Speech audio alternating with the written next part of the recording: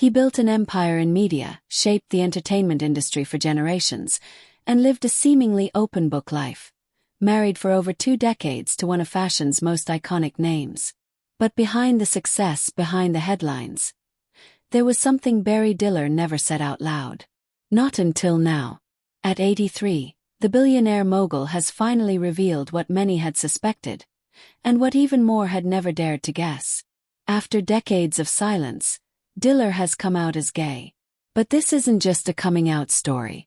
It's a story about love, contradiction, legacy, and a relationship that defied every expectation.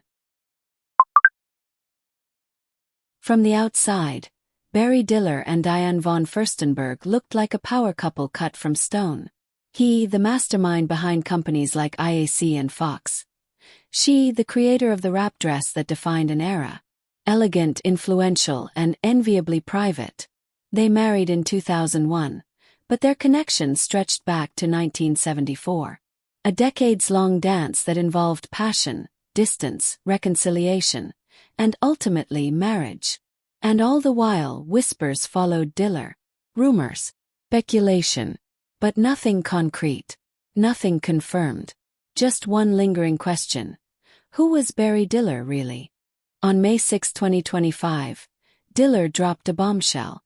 In an essay titled "The Truth About Us After All These Years," published in New York Magazine, he opened up like never before. "There have been a good many men in my life," he wrote. With that sentence, the decades of denial, confusion, and mystery shattered. But he didn't stop there. He detailed how his relationship with Diane began, not as a carefully orchestrated romance, but as something raw, real, and completely unexpected. "It really is the miracle of my life," he admitted. "I never questioned that its biological imperative was as strong in its heterosexuality as its opposite had been." Let that sink in.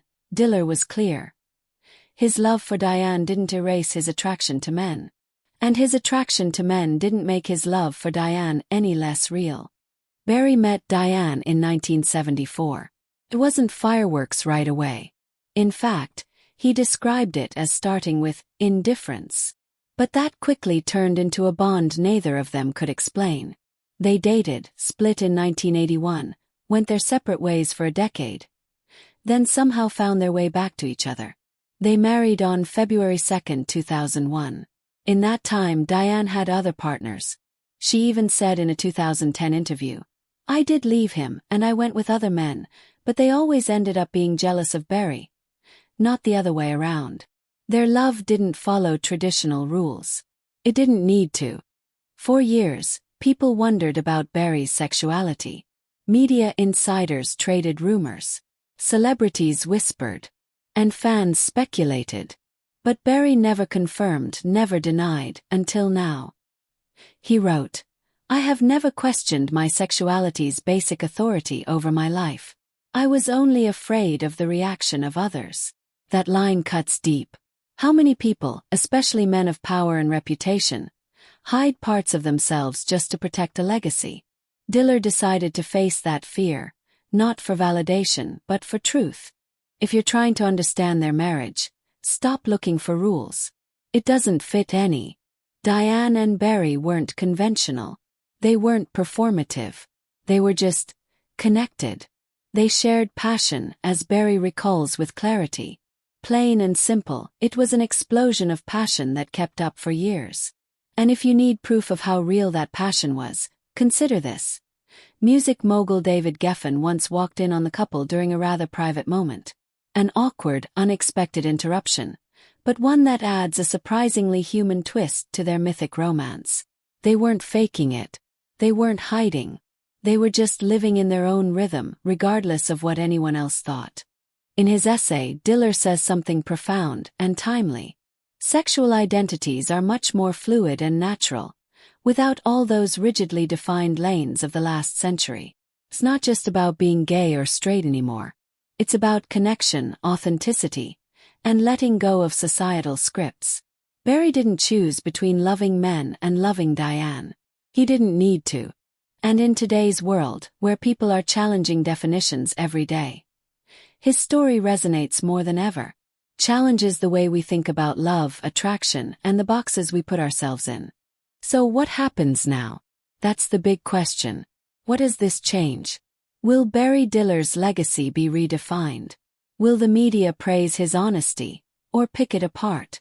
Will Diane speak out or stay silent? So far, she hasn't commented on the essay. But her past words speak volumes.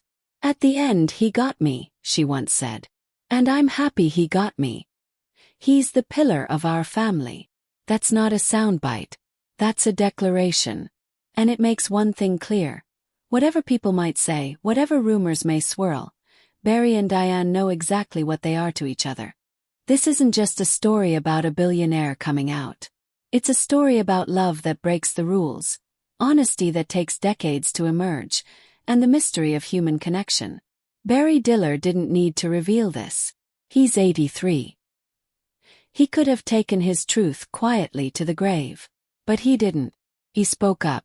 And in doing so, he gave voice to every complicated love, every misunderstood relationship, every person who's ever lived between the lines. So here's the question we're left with. Can you ever really know the truth about someone's love story? If you only see it from the outside? Maybe the most honest stories are the ones we never expect to hear.